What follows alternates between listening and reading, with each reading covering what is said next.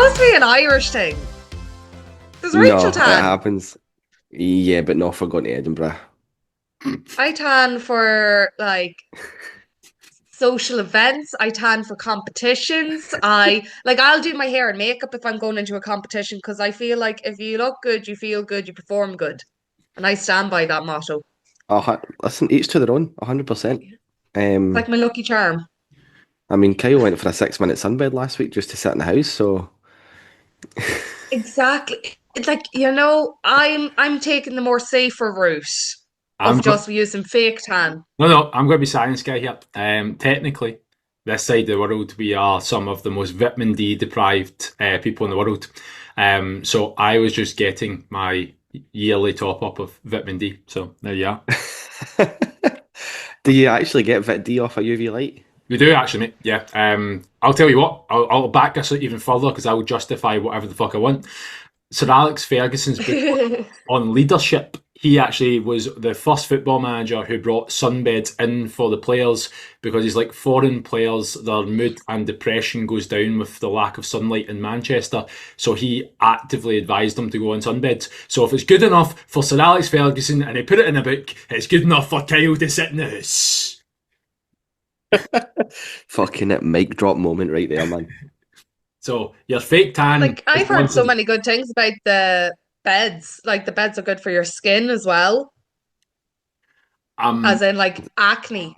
okay, All right. I feel like we need to be very careful about what we're saying here because I'm not going to go down the route of that is good for you. I don't think sunbed. Oh God, no. Like apparently the beds in general not that good for your overall health, but if you're someone like me who suffers with acne, apparently it's very good for the scarring to remove it. But I'm also terrified to go onto a sunbed. I, I'll tell you what's funny. If you are after my 6 minute escapades, I done Mm. a run the following day, and my heart rate was higher than what it normally is.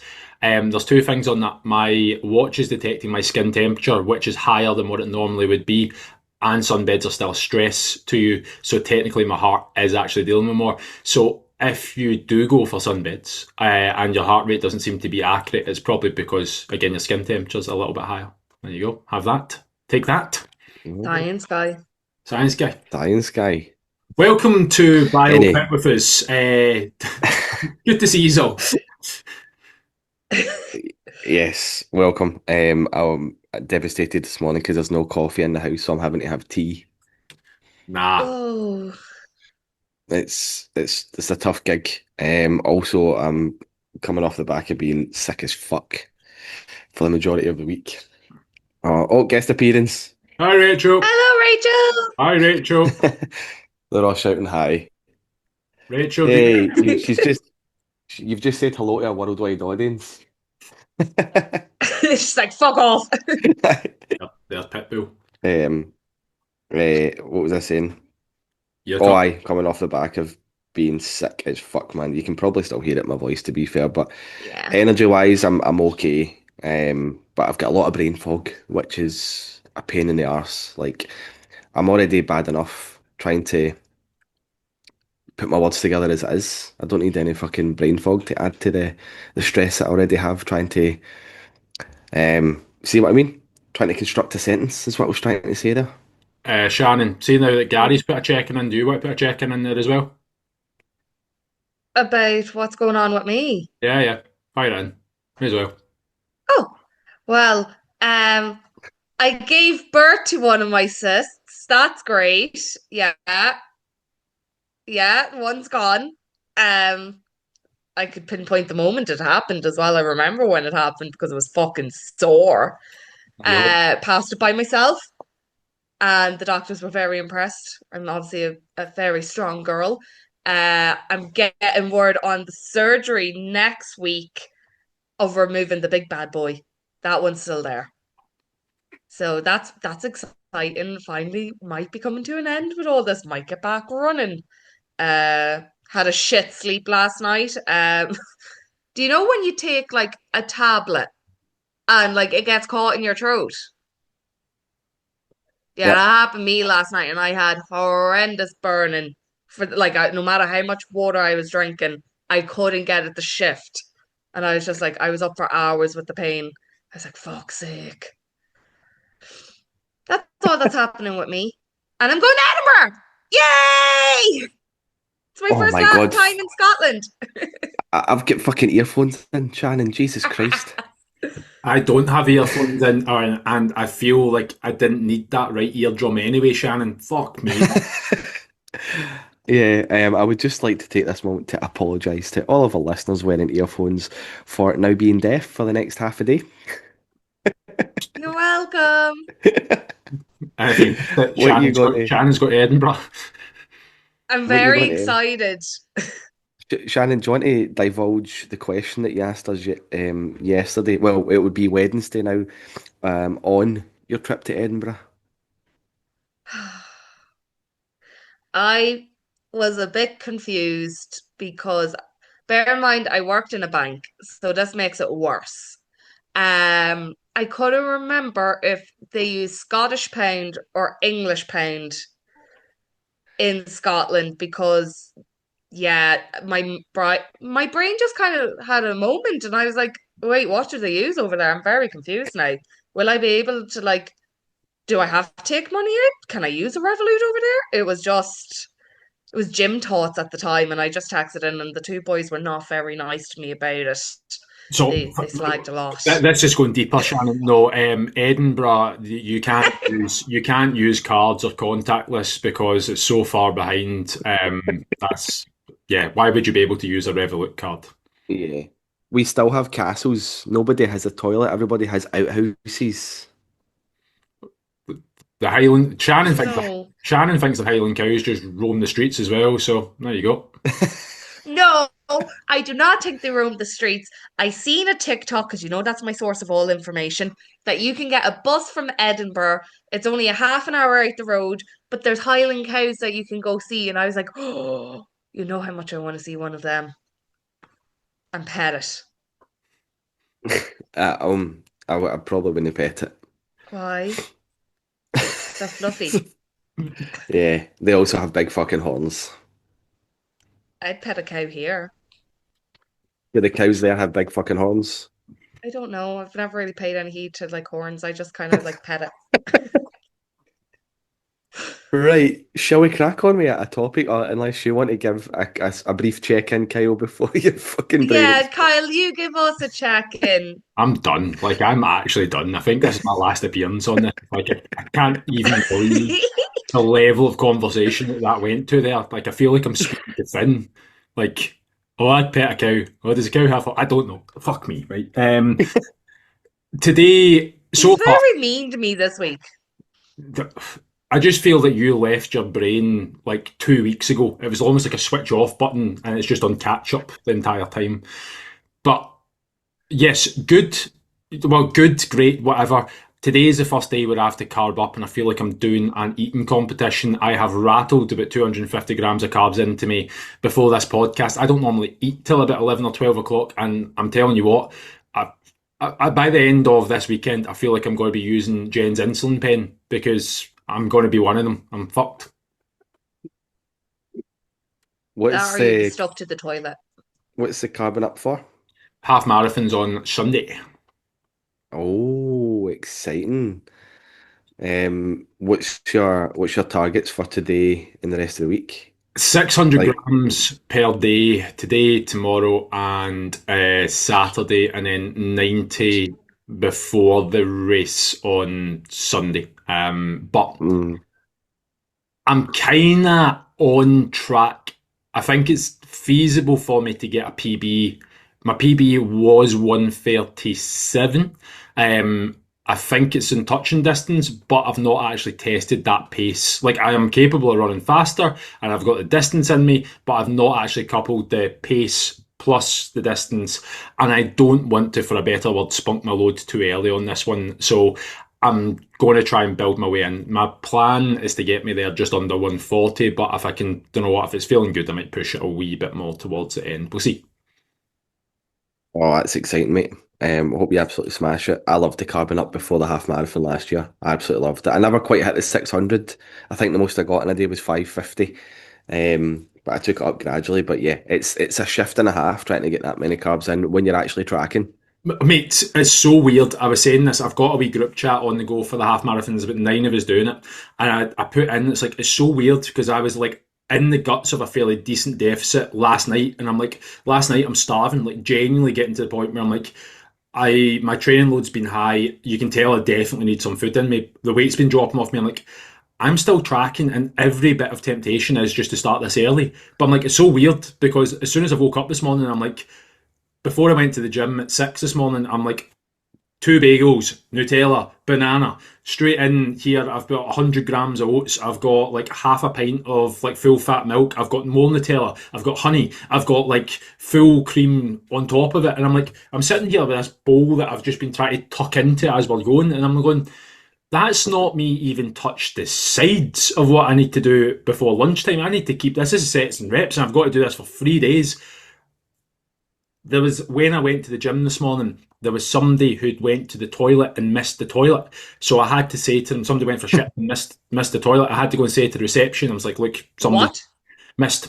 There's two things on this. One, whilst I don't agree with it, the way my belly's feeling this morning, I understand. But on the second part of that, Kyle being a messy bastard has Nutella stains on his top. And when I said to the girl, somebody shat themselves and missed the toilet, I've got this Nutella stain on my top. It looks like it's A big How do Nutella you miss jobby. the toilet? I'm very confused on that. Yeah, uh, I know that's been a hoverer. Like well, either that or it's fired out as he's taking his pants down. I don't know.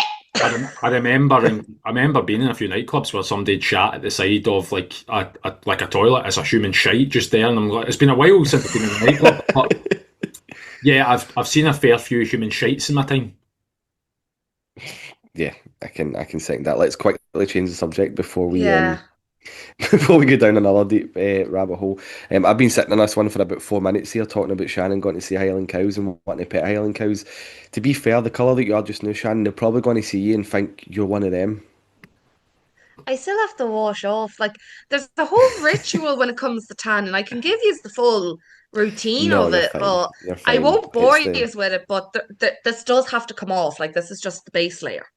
It's the smell that does it for me. Yeah, the smell isn't the greatest. I have gotten ones that smell like strawberry when you put it on, which is lovely. It doesn't smell like tan, but you still wake up smelling like tan. Like you smell like a stale biscuit. Yeah, I just stale wish I was biscuit. naturally tanned. Right, so that we're not having 40 minutes of people listen to our literal shite and Highland cows, let's dive into the topic. The topic this week is we have put together all of our check-ins from January to see what common questions, themes come up. We've narrowed it down to 10 questions. Whether we get through the 10 or not, I probably doubt it, but we've got a wee document we're just going to randomly pick out. So I am going to start controversially right in the middle and go number 5. Is low energy a lifestyle problem, a training problem, or an expectations problem? Who wants to take it first? Oof. This is a for me right now. The answer is it could be a bit of all of them. It depends. Like right now, my energy is fucking bottom of the barrel. Like I am scraping the bottom of the barrel just to try and find an ounce of energy. I'm not sleeping very well, due to having an 8-month-old child at home who pretty much kept me up the majority of the night last night. Um, I don't have enough hours in the day to get enough recovery. So I don't like for me right now, that's probably a lifestyle problem. Training, it's a very difficult question. I don't think I have one specific answer for this, Shannon. Do you? No, I was going to say it's kind of a blend of all, and it can happen at different points. Like you right now being so sick, that's like something you can't control. You just got sick, like, but it affects your lifestyle altogether. Overtraining and not recovering in between it can lead to you having problems with your energy, and then expectations that like you need to be on it all the time. Yes, Kyle? No, go on and finish your point. Well, I forgot where I was now, so continue there, sir. I would argue that the majority of people don't overtrain. Yeah, This is yeah, I true. would probably It's agree with probably that. us that overtrain. Yeah, Having said that though, I do work with a few people in the gym that 100% overtrain and underfuel, and then wonder why they're injured, broken, tired, not seeing progress. So there is a select few, but as a whole, I would agree that the majority of people do not overtrain, especially people that go and see an in-person coach. They maybe only see them once a week, and that's the only time that they will train. And then they do fuck all else until the following week. So I think, yeah, now that we've kind of had a bit of a chat about it, I do have an answer, but Kyle, do you want to keep going? Sorry, I didn't mean to kind of just take over there.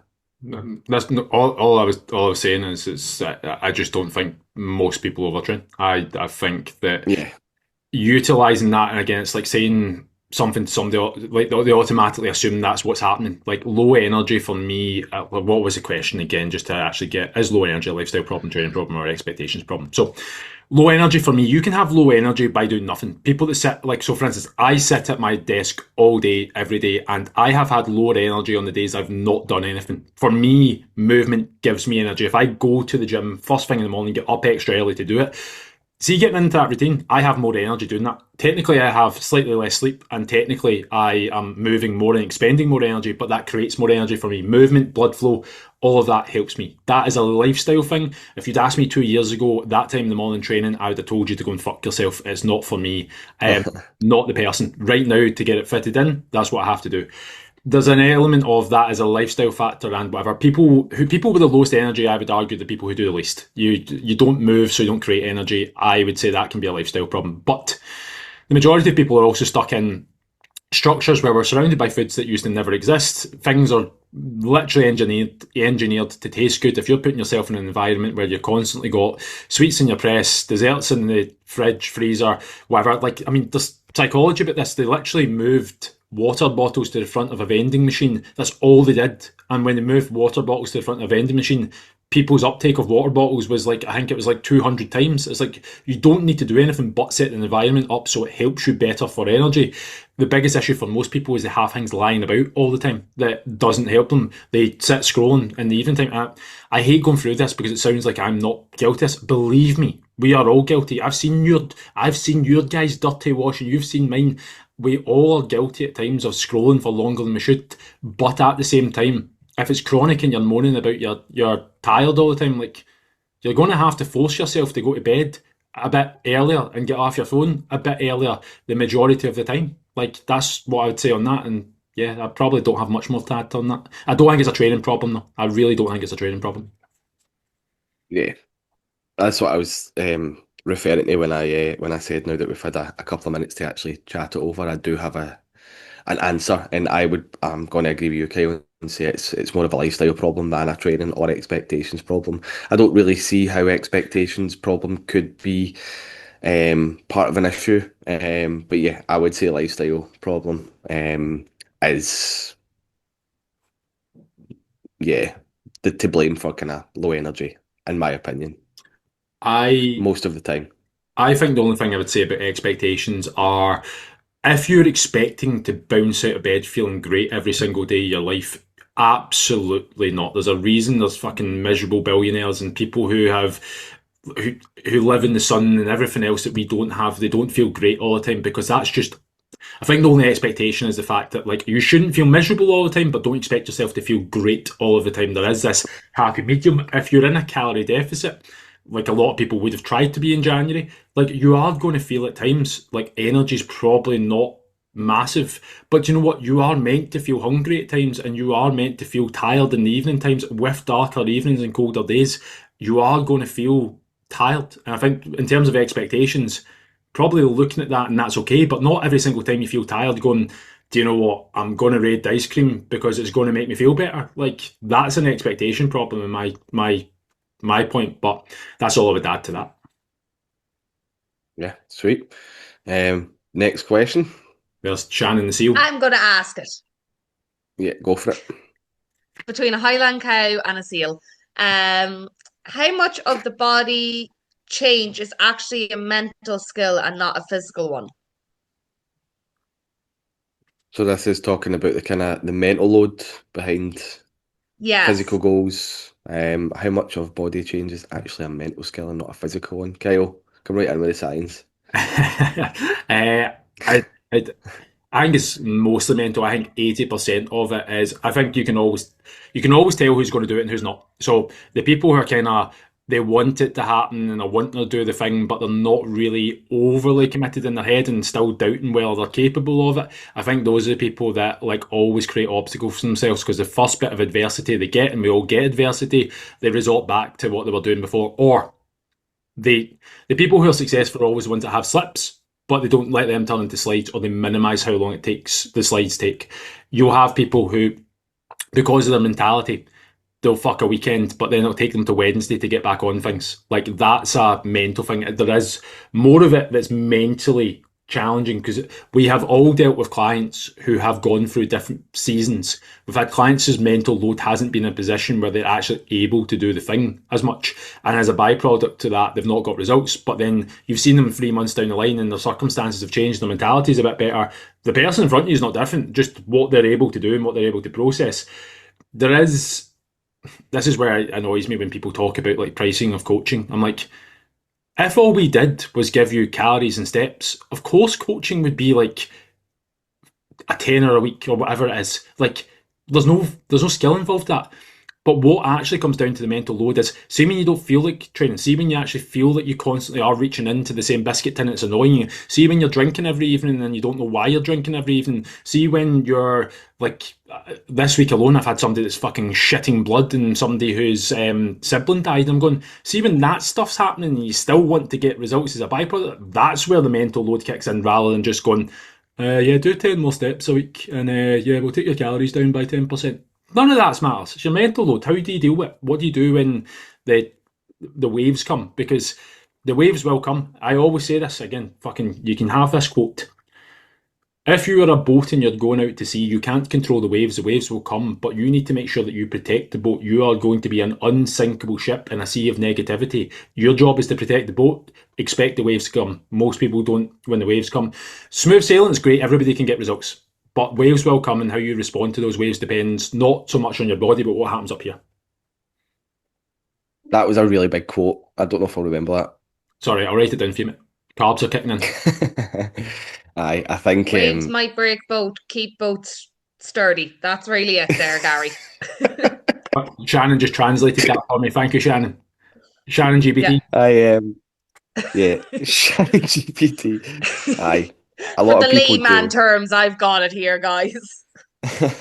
I think majority of people do put all their eggs in, or most of their eggs in one basket, and base all their progress and success over what a number says on a scale or what they see physically in the mirror or in themselves, rather than actually looking at the deeper rooted issue, which is definitely the mental side of things. And once you get working with somebody for an extended period of time, and you can dig a wee bit deeper into why things are happening and why they're resorting back to specific habits that are obviously making them unhappy. That's when the real magic happens, and that's what really creates long term success, in my opinion. Rather than it just being, this is how you lose X amount of weight and X amount of and Y amount of days, and then just being stuck in that cycle of dieting for 12 weeks a year, fucking it for the rest of the year, and then hiring a coach for another 12 weeks. Yeah, it's my 2 cents, Shannon. Oh, I give mine as well. If you want. It's Hi, not like we're on a well, podcast or anything. welcome to the Biofitness Podcast. Your first day. I haven't had caffeine yet either, and I'm just kind of like, I'm a little ditzy right now, I'm not gonna lie. See, when I said at the start of the podcast that I feel like you'd left your brain about a week ago, and you were like, "Oh, you're awfully mean to me." This is why. This is why. Oh, Gary, I've been getting it all week from him. I really have, and he's just, I don't know. Uh, but yes, I I He's can't a take Kyle prick. serious. I'm going to cover his face now on this. Milo, please, I'm trying to be professional here. Um, Oh, he's he's covered. removed himself now. Yes, I would say mentally. He's back. Oh, he's back. For anyone that's not watching, Kyle has been just disappearing to try and help me conduct words. I feel like I'm doing a presentation at school all of a sudden now. But Hopefully, you're yes, I better would at agree. It is presentations at meant. school than this. No, I wasn't. I'd have panic attacks. Maybe that's what's happening right now. Uh, but yes, I would agree. It would be more a mental challenge. It's easy to do the actual thing. Like losing weight is simple. It is your steps, it's your nutrition, but it's the challenges that you come up against. And you, as you said, Kyle, you can almost see from the start who is able to go through with it and be like stronger minded than some people that come in. They really want it, but the minute a challenge comes up, they fucking throw the toys out of the pram. That's it. That's the end of it all. Yeah. And that is my Um, presentation. excellent. A plus for Thank effort. you. C minus for execution. Yeah. Uh, No, that took a long time for me to try and get through that. right, my turn, and I want to talk about this one because I feel like it's definitely come up a hell of a lot in my own check-ins. Why do steps fall apart before training does? How can clients build non-negotiable daily movements? So this is definitely something that has been a big issue, especially in the month of January. It's been shit weather, it's dark mornings, it's dark evenings. Everybody seems to be sticking or mostly sticking to their gym sessions and their training, but the steps have fallen by the wayside, and movement has definitely been a lot lower this month when compared to almost all of last year. Yeah, who's diving in? Shan. I will go. Before I get distracted by everything else and panic. Steps are boring. And this is the problem, I think. You can't track progress with steps, but you can with your training. And that's a little bit more exciting than having to go out in the rain and walk in that. So I find a lot of people put steps to the side, don't really give a shit about it because they're like, oh, it's not that exciting. Like, at least if I go into the gym, I'm dry, I can do progressive overload. I'll feel better afterwards. I'm guaranteed that. Whereas with steps, it's miserable outside. You're walking around, you're feeling miserable. Even I know myself, like if I'm walking in the rain for long, I'm like, for fuck's sake, I'm not getting the same hit that I would from a gym. But steps are more important, in my opinion, for fat loss than going to the gym. And you know what I've done? I've gotten myself a really good fucking coat these days, paid €55 for it. Keeps me nice and dry. But then on top of that, if I really don't want to go outside, I bought a fucking walking pad because I am going to get my steps regardless. And they're not dear. It's less than 100 quid I spent on this walking pad. See me in this walking pad. Best friends all week. Love it. Haven't left my house. I've got clients that have a walking pad and still don't get the steps. That one pissed me off. I'm like, you have the fucking pad in your house, and you're telling me you can't hop on that and watch an episode of whatever the fuck you're watching on Netflix for 45 minutes and get your steps. It's bullshit then. Bullshit in my opinion. Yeah, somebody's put 20 pence in Shannon. Yeah. Before you all distract me, I had to get my sense in there before I panicked. So there you go. Thank you for coming to Shannon's podcast there. Kyle, would you like to continue on? Not really. I feel like we should just give you the 10 questions, let you rattle through them, and then you can go back to sleep for a wee bit. No. Um, Do you know what's also very distracting? Bluey in the background, because I'm kind of watching the episode there behind you. there's the child brain that Shannon has been distracted by Blue. There we Yeah, I go. wonder what's happening with poor Bluey in the background. So I would say a few things first. It depends on the expectations of steps in the first place because I couldn't think of anything worse than like I probably average between 2,000 and 4,000 steps if I don't actively push things out like per day. Like I sat down most of the day. Before I start work, it's dark, and after I start work, it's dark. So I'd imagine that the majority of us are like that, and that's not something we're usually. And as I said in the last point of whatever we're talking about is when you move, it gives you energy. But if you don't move before work and you've been sat down all day, and you've got the prospect of, let's say, 11,000 steps that some person has set you or you've decided that you have to do, there's no the difference, you know, in your head going 11,000 steps is going to take me about an hour and a half. I'm just going to do nothing. We'll start again tomorrow because it's such a high target. I would say it depends on what your expectations of steps are. I think it needs to be manageable. I think it needs to be realistic. And controversial opinion is January is not the best time to start a fat loss phase. It's actually one of the worst times to start a fat loss phase, yet it's when everybody wants to start. So environment isn't best in January. Does that mean it can't happen? No. But some of the people, like Sharquilon, who's lost like 30 kilos through biofitness, whatever, she tried for years and she started in January. There's plenty of people who start in January who get good results. But is it the best time? No. I do think that people who survive January are the ones who go on to do, again, really good things. But it's not the best time because it is cold, it's dark. If you'd asked me 2 years ago, I'd have said to you, people are just being lazy by not getting steps out. However, I do think there are a few things we need to look at.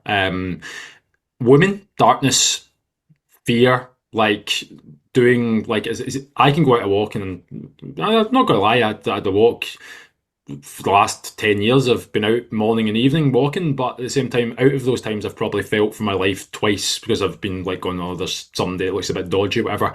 I can only imagine if you're female, how that feels in terms of whatever. And even when I felt in danger, I'm like, still fancy my chances of either being able to run away or take them. Now, I might be wrong on that, but at the same time, like, there is, I think when you're a female, that you do have to factor that in. However, as Shannon just said, with every problem there's a solution. There's a solution in terms of like a walking pad is less than £100 now, and they're decent walking pads. Like if you're telling me you can't afford a walking pad right now, that's fine. It's January, but at the same time, make that your next priority to get a walking pad if you're struggling with steps. Because when we look at Shannon touched on it, training in the gym, like it's great. I'm a big advocate of training in the gym. I think it can really, really help with a lot of things. Confidence, it feels good. If you're on a progressive plan, it can help with socials. It gets you out of the house. It can give you energy.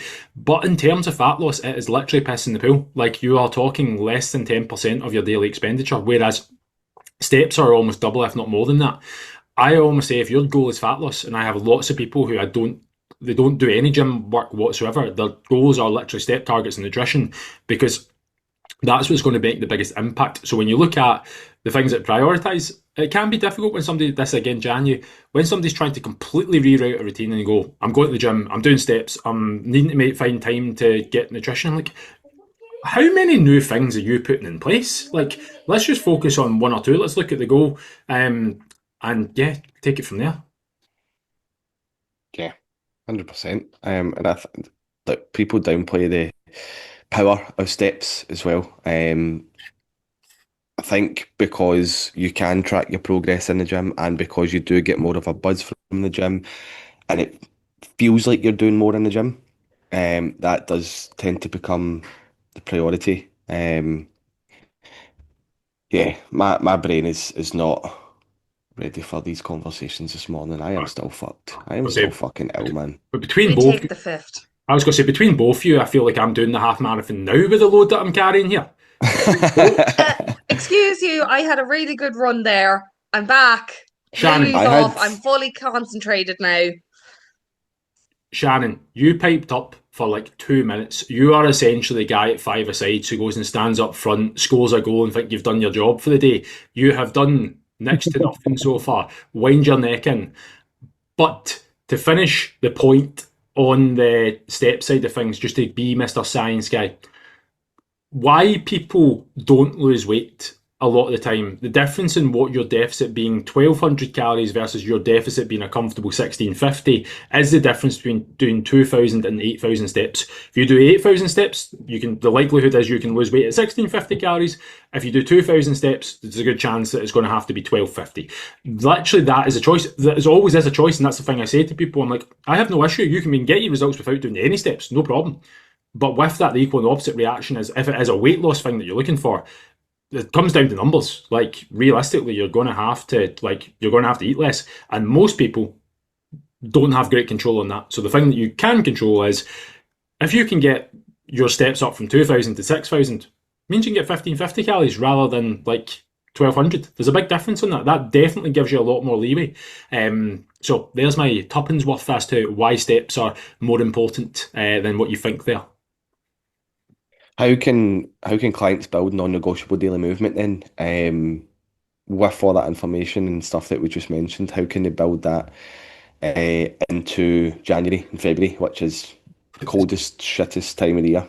They need to stop thinking so much. It really gets to me when people wake up and I'm like, oh, what? Like, I've got a guy right now who I'm speaking to that literally is redesigning his life because he's like, I find steps so hard. I'm like, well, what does your routine look like? He says, I don't really have one. I wake up and see what I feel like. I'm like, well, there's your problem. Like, if I woke up and seen how I feel like, there'd be so many days where I wouldn't go to work, and there's an equal and opposite reaction to that, or I wouldn't go and train, or I wouldn't. You need to have things in place. Anyone with any success isn't just winging it. Like, there is elements of winging things, but you're not just winging it, you're winging it with a system. So for me, it's like, you need to. I've got a dog, so I need to go out and walk him first thing in the morning. There's no two ways about it, because otherwise he's pissing and shitting in the house, and that's the cost to that. I for me is like, do 20 minutes of walking first thing in the morning, no matter what. That is your non-negotiable. Hail, rain, sunshine, whatever. 20 minutes. Same at lunchtime. 10 to 15 minutes. Literally 10 to 15 minutes. People downplay that. Literally walk to your shop and get a coffee. Like, grab that, and then evening time. Literally 10 or 15 minutes. If you do the three of those plus the steps that you normally get in the day, I guarantee you're getting 7 or 8 thousand steps without having to think about anything. But the thing is, it's not sexy. Just do it on repeat, repeat, repeat, repeat. Wake up tomorrow, 20 minutes. Wake up next day, 20 minutes, 20 minutes, 20 minutes, 20 minutes, 20 minutes.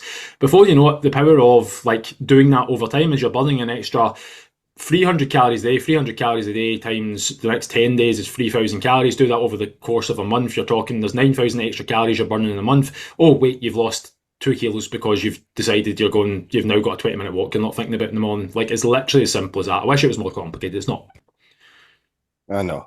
For people that are working from home as well, like if you've got a full day behind a laptop at home, do a fake commute before you start work for the day. That might just look like a walk around the block, but basically you're just getting up and moving for that 20 minutes that Kyle mentioned, acting as if you are going to the office for work. So do a fake commute before you sit down for the day, working behind a laptop. And also, I don't see your steps as I have to walk for an hour and a half or I have to walk for an hour, because that can be quite off-putting. Split it up, as Kyle mentioned as well. I'm just kind of repeating what Kyle said now. Do you know what grinds my gears?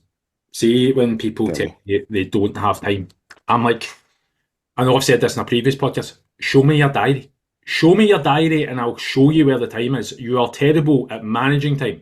I have worked with people who are busier than you. Like, there's a good chance that I'm busier than you. There's people that are out there who are busier than you, who are getting better results, and it's simply because they manage things better. You think you've got a good system up here. See, the more you think you've got a good system up here, ask yourself why you're not in the shape that you want to be and why you don't feel the way you want to be. And then you'll start to realise that that system that you've got up there that thinks serving you well, it's not a great system. Man Kyle is is ramped up coming this in. morning. Yeah. Right, Kyle, All next them question. It's on carbs. you. I was going to say, I'm trying to get us cancelled so that we don't have to do this shit show every week. So we'll keep going. A lot of. Okay, sorry. Why is getting back into routine often harder than starting from scratch? E.g., well, it's not even e.g., I'm just making up my own words now. How should people actually approach a reset month like January? Obviously, these are January questions that we got, so I'd imagine that was early January, but let's just take it as January, February. So, do you want me to repeat the question? Are you happy enough with it? I got it. Do you want to repeat it just in case people missed it?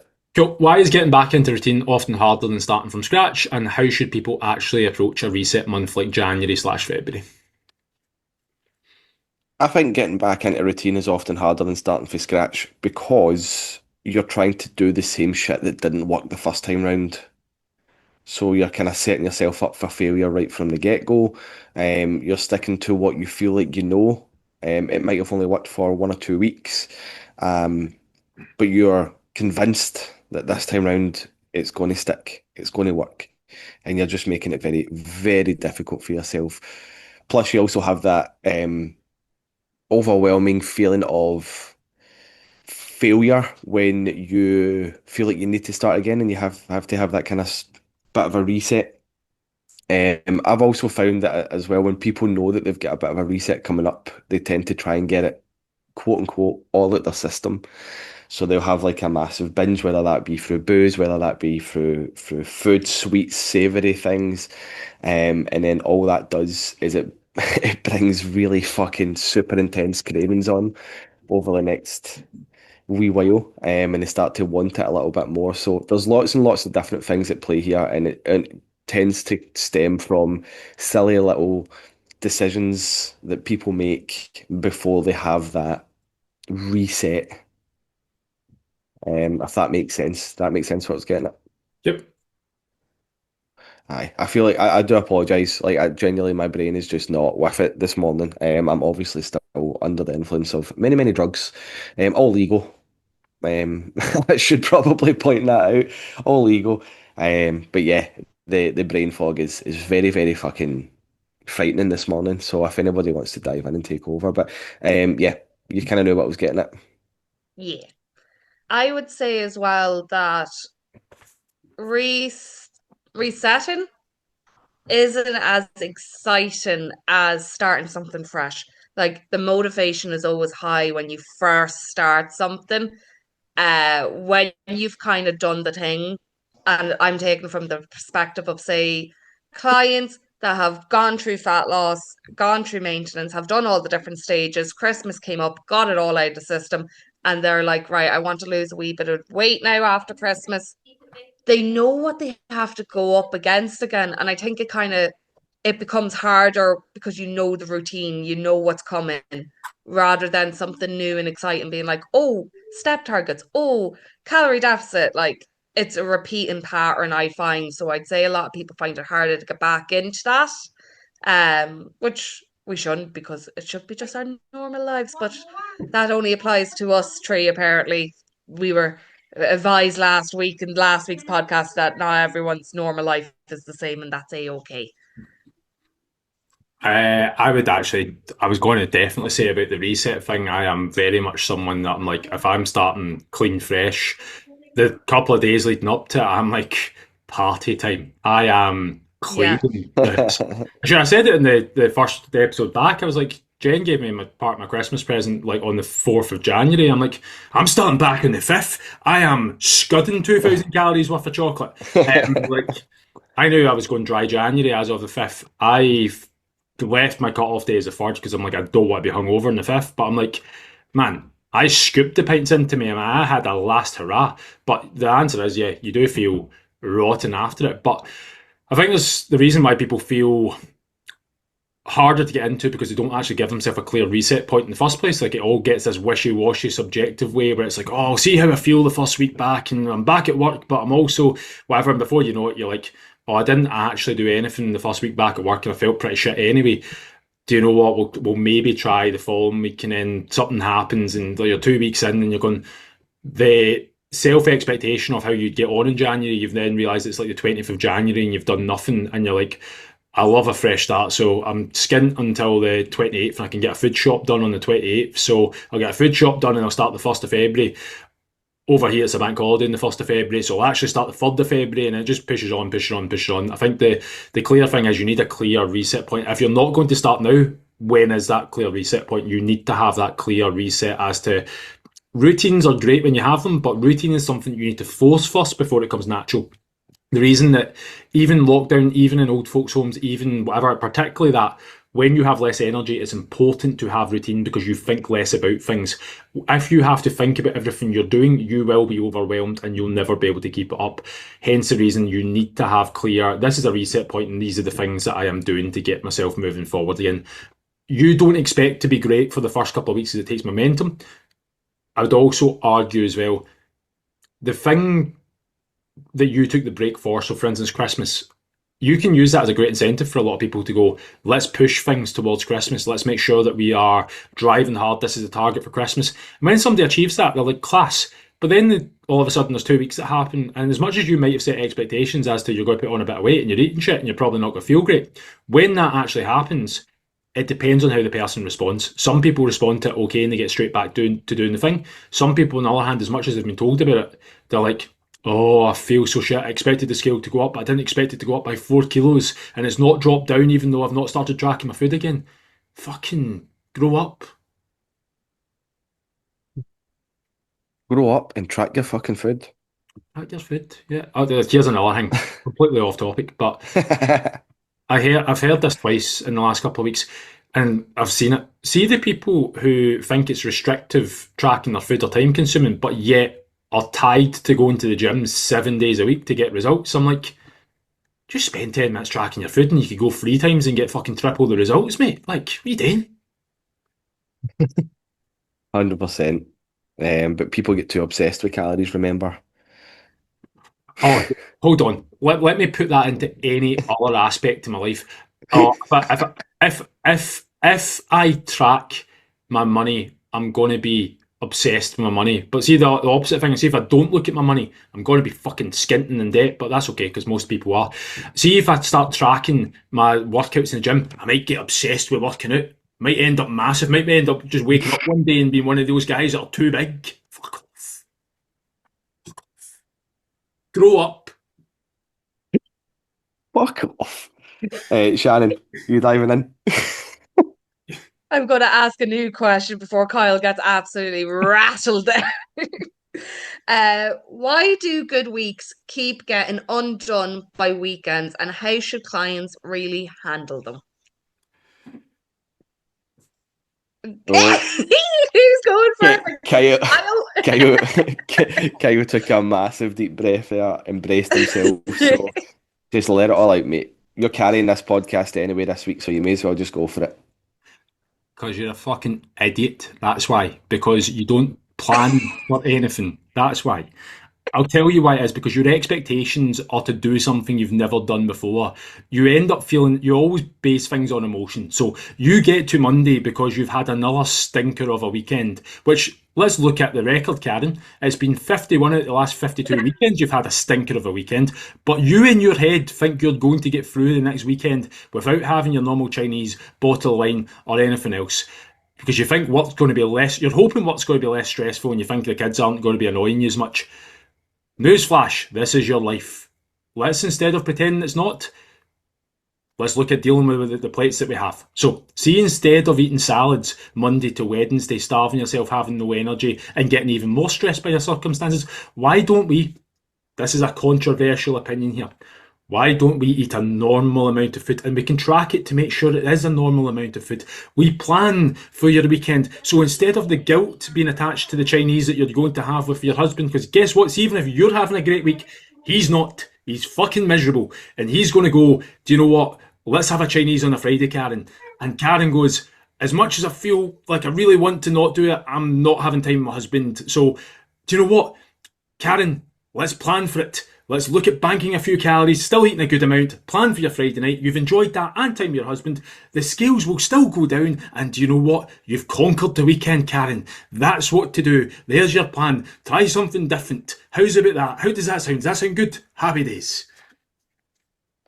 Shout out to Karen, by the way, for I feel like I shouldn't. Poor I Karen. was going to say Karen's my ma, but it's not intentionally meaning my Yeah, ma. I was going to be like, I feel like you're personally attacking your poor mother here. I did put up a post once, and my mum literally phoned me crying because she was like, "You said whatever." And I was like, "Karen, I was having a dig. Like, it wasn't involving you. It wasn't about you." She's like, "Too close to the bone." And I was like, "Right, cool. Never mention that again." See if this gets clipped and gets sent to my ma. I'm never able to go back to Glasgow. It's not happening.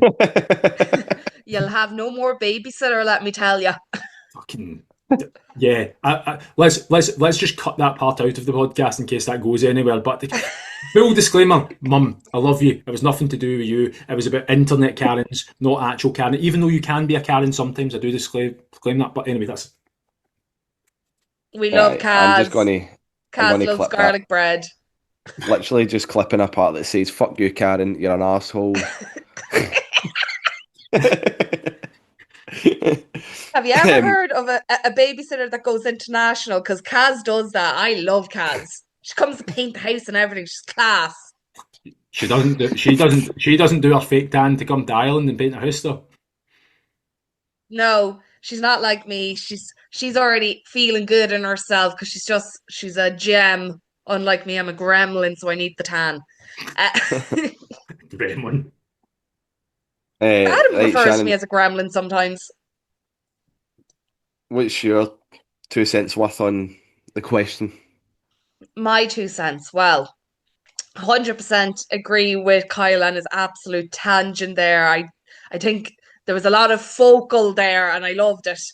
But yes, it's down to your planning. It's down to this idea that like you the weekend makes 33% of your week and you think that you can fuck about and find out with 33%. Um and that's why you're not getting the results that you want. In case you didn't know, lads, I'm going to Edinburgh this weekend, right? That's a holiday. People don't normally track holidays. Am I going to fucking track my holiday? Nah. But do you know what I'm doing? I'm saving a few calories during the week. Not because I'm tracking, but because I'm in a fat loss phase and I would like to continue losing weight. So I'm going to benefit myself a little bit more while going on this weekend bender and save some calories that like will help with my overall nonsense at the weekend and then get back into it as of Tuesday when I return because I'm not being a fucking idiot and taking another week off. I had a client. We will not name names. Kyle will know exactly who I'm on about. This client. Karen. Yeah, we'll go Karen. Far from a Karen, but Susan. we'll go with Karen. We'll say Susan. Susan. Susan. Susan was going on holidays. Sorry, And sorry, Susan sorry, goes, sorry, sorry, right, sorry, sorry, sorry. My dad's partner's name's Susan. We can't use Susan. We need to use another name. Linda. We'll go Linda. Linda. right. I don't know any Abbeys. I'm going with an Abby. Sorry if your name is Abby. I don't know you. Abby. Abby was going on a holiday. So Abby puts in her check in. Yes, Gary. Was it to Edinburgh and did she fake tan? She did fake tan, and no, it was I'm going to say Tenerife for Lanzarote, a sun She holiday. she faked tanned for a sun holiday. Yeah, Gary, we do that here in Yeah, Ireland yous because are we absolutely fucked in the head, man. Right, anyway, continue. we'll cover that topic later on, but I'll continue with my story of Abby. Abby went to go on a wee holiday and she puts in her check-in, really excited. Bear in mind, everyone that was in biofitness knew Abby was going on this holiday because, like me, Abby likes to tell everyone she's going on holidays. So goes on this holidays and she goes, yeah, I don't think, and bear, this is a week holiday. She's going on a week holiday. I won't be tracking for the rest of the month because I'm on holidays for a week and then I have a party to attend and a concert. So I just don't see the point in tracking for the whole month. Cop yourself on. Absolutely cop yourself on. So 9 days out of 30 days, she had something happening.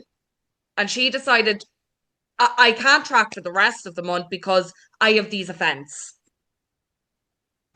Gobshite. I think Love her, but gobshite. I think that needs to be called out. That is something that we do as well. So I often get this where people have really like I've got a bit of social bits on, but see when you actually put a calendar up and go right, give me it all, and then you put it into a calendar and you show them it and go, okay, so you are stressing that you have 7 out of 30 days that you have events. There are 23 days left there that you can control. I guarantee you, if you control the other 23 days, and by controlling doesn't mean to be perfect, but if you control them, you're going to get a result. But so many people, like, it's like, oh, I've got 7 things on this month. Yeah, that's cool. Deal with it. Like, all of us deal with it. You can have untracked days. Like, here we go, against the calicut and fucking Gary's trying to tie his shoelaces and pulling a hamstring here. But, like, you. Another thing against, like, people say about, like, tracking and stuff, about being restrictive. You can absolutely get away with untracked days providing you're tracking the rest of the time. And I know that you both have experienced this, but you know what? You'll actually find you probably do have a bit more flexibility with tracking if you start doing it accurately because the amount of times I've got to a Saturday and going, oh, do you know what? I'll see how many calories I've got left throughout the week. And I'm like, I've got 1,500 calories that I've not used and I can still lose body fat. I was like, I hadn't planned on that 1,500 calories. I'm like, I've got myself extra cans. I've got myself like extra bits of chocolate. I've got myself at times like pizza because I'm like, there's nothing better than knowing that you've got calories and you can get things to fit in your calories that you didn't expect. The only feeling that comes close to it is finding 20 quid in your pocket you didn't know was there. Like, it is the same feeling. All wins feel the same. We love that. My only input on this is if you're not tracking, you're guessing. And if you're guessing, you're doing a very, very fucking bad job at it. Name, okay, I want you, not you two, but if you're listening to this podcast, look at anybody that's in really good shape and ask them how they got there.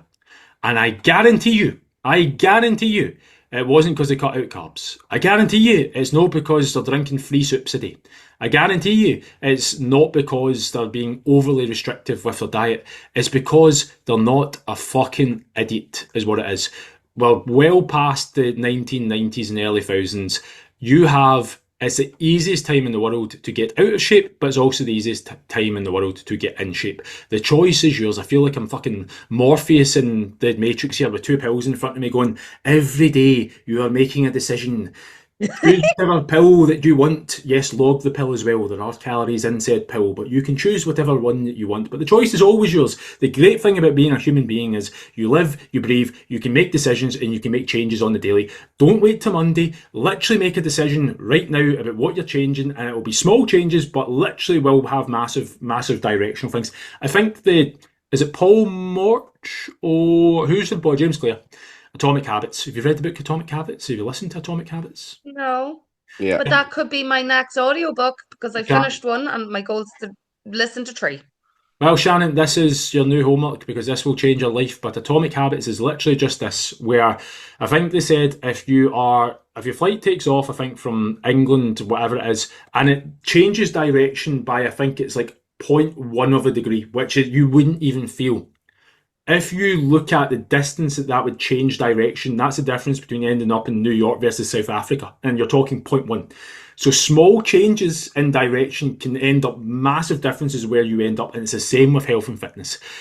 It doesn't need to be you trying to fucking change everything about your life. It's literally going, as of tomorrow, I am going to track my calories and track my weight for 2 weeks and see what happens. And I guarantee you, if you do things properly and don't get emotional, the fact that the scale will go up one of the days, you will end up in a better place. I guarantee you that. Like, we're happy to help you with conversations, but I guarantee you those small changes. It can just be, I am going to go and actually join that gym. It can be, I am going to go and do a 20-minute walk in that morning. That is a small directional change. It's not the guy on Instagram telling you the body type diet. Fuck that guy. Fuck Restread. Yeah. Yeah. Track your fucking calories. Also And do just your on that fake as well. tan to feel good. Just Oh, on that as well, 6 just minutes on the quickly, bed. 6 minutes on the bed. Choose your weapon. I'll just get sick as fuck and you'll lose tons of weight. It's great. But yes, Yeah, just Gary, to get back to the question about why we tend to go on holidays just briefly. okay. I thought we Before were we wrap over. it up, I thought we were over this. I thought we were over this, Shannon. No, because he questioned why we did it for sun holidays too. yeah, that is so mental. That is so just defeats any purpose. But fill me in, give me all the No, no, no, details. no, Gary. I No, no. We're not even letting you justify it. Next question. Let's move on. Next, I'll send you a voice note afterwards explaining it. But yes, it is an thank Irish you. thing, and Irish girlies tend to go on holidays. Not all, Okay, but most. See if you're right, going on a holiday film. that's not Edinburgh. There's a good chance that you might actually get a tan, like without having to put fake tan on. But again, we're not giving any more heat. I don't tan. Absolute fucking nonsense of a conversation. Right, I don't tan. That's my problem. I've No got a matter good how question. long I stay in the sun, just don't Shannon, tan. we're done. We're done with this conversation. Shut the fuck up.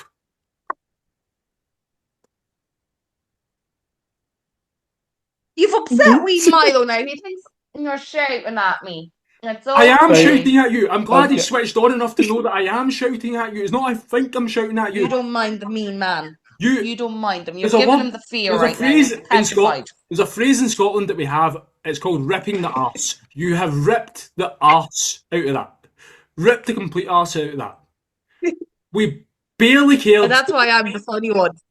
We barely cared that you were tanning for Edinburgh, let alone why Irish girls tan to go on a sun holiday. Let's fucking move on.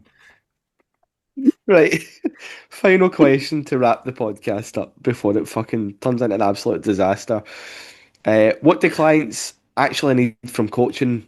Information, motivation, or decision-making support? Depends on the client. Each person has different needs. Yeah, Kyle. Are you just throwing that statement out there? Are you going to go any deeper into that, Shannon? Yeah, well, from my own experience, I have clients that have different needs. So I have clients that need me to literally spell it out what they are doing and keep them in structure in that sense. They need that. They need the accountability. I have clients that need more mental support. They need, like, how are you feeling? How is that? Like, Milo, please. Look, you did this. Milo's now all over me because you were shouting at me. Uh,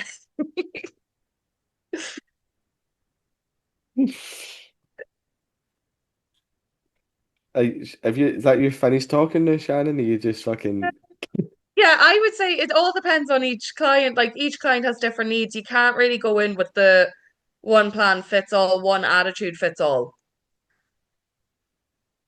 very true. I'm Shannon. If this is you without caffeine this week, I would fucking hate to see you with it. You have. I'm more stable. Oh, fair enough. So the caffeine mellows you out. Yeah. I literally have my finger over. There's three buttons that I have right now, and it's over Shannon. It's option A, I put her in the waiting room. Option B, I remove her. Or option C, I report her. And I don't know which one. The only reason I've not clicked any, I don't know which one. It's almost all of the above I want to do. Right, let's just fucking let's answer the question and we'll wrap this podcast up because yeah, I love how you said it's before that, like before it descends into chaos. I think we're well past that. We're gone. It's done. aye, we are fucking knee deep in it right now. Shannon, have you finished your point?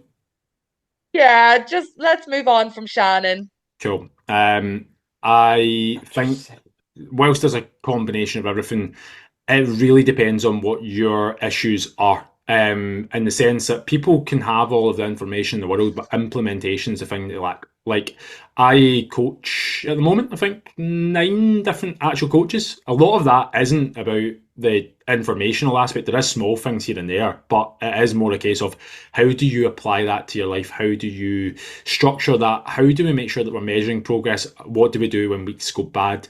There is a lot of, and again, if it was just information, you can buy really cheap products out there. I think AI, the thing that AI is going to do is get rid of all shit coaches because realistically, like all of this stuff in terms of your steps and nutrition, if it's out there for free, but with that, most people need it put together for them and their lives. The pieces of the puzzle might be there, but so many people are that busy, that stressed, that tired.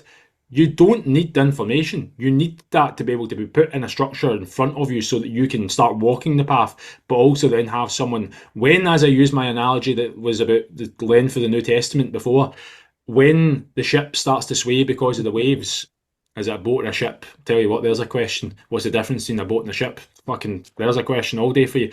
But when it comes to your boat or ship being rocked by the waves, like what do you do? How do you stabilise? What happens if a wee bit of water gets in? What do you do? They're the things where like people need. But in a completely controversial opinion, I sometimes think the people who need the most think they need the least.